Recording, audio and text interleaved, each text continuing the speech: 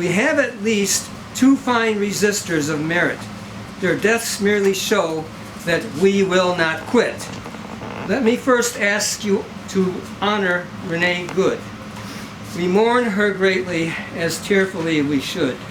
Made famous by her death, sudden, undeserved, for a noble cause she unselfishly served. Mother of 3 children, but so dedicated to people unrelated, yet now she is dead. She was part of a protective community, and in no way even sought out this tragedy. Just traveling home with her good friend Becca, apparently she said something that was anathema to a cowardly thug who sought power this time and recklessly committed an unspeakable crime. The man, we know his name, Jonathan Ross, apparently had some urge to make himself her boss. Casually, she innocently called him a dude. Was that what ticked off his mind so effing crude that as she turned her car away, the scene to depart, for that the loud deadly force on her did impart.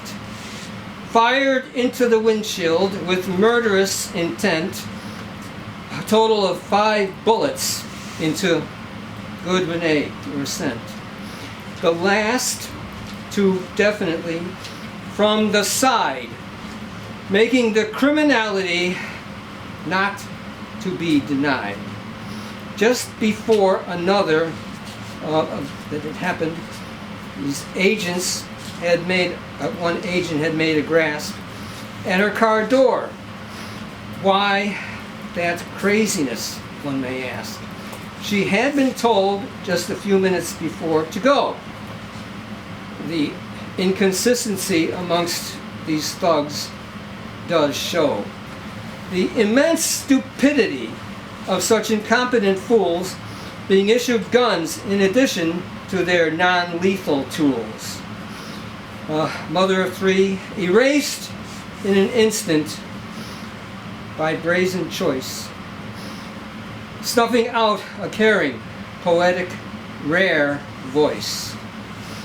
Ross, the would-be boss's name, will slither in infamy. Say Renee Good's name forever with poetry. The second murder recently of unforgiving note, also worthy of many panegyric poems to be wrote, and songs and epistles and hymns, yes, and praise. Both events show the consequence that you raise when evil-minded, incompetent, brutal psychotics who are looking to cause violent histrionics on the street of a city invaded by ruffians for a month terrorism assaulted the denizens. A gentleman, a purveyor of medicine and health, a nurse in a VA hospital, and not a person of wealth, also out in the cold, looking just to be a random witness, by a reflex of helping, reached for a woman in distress. Alex Pretty, a man committed to hold perpetrators accountable despite the harshest cold, violent invaders of a city put under pressure by phony law enforcement with no ability to measure restraint in behavior or judgment required in a position of trust.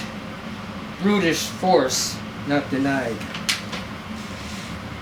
Alex Pretty was there, probably chilled to the bone, recording the miscreants with his cellular phone, then quickly, without thinking of his possible hurt, when an agent pushed a woman, Alex, in a spurt, went to try to help her.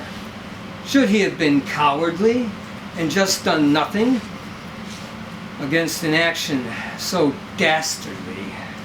Quick as a flash, the rather ice scoundrels, the ruthless ice scoundrels, had Alex on the ground, beating him with cudgels.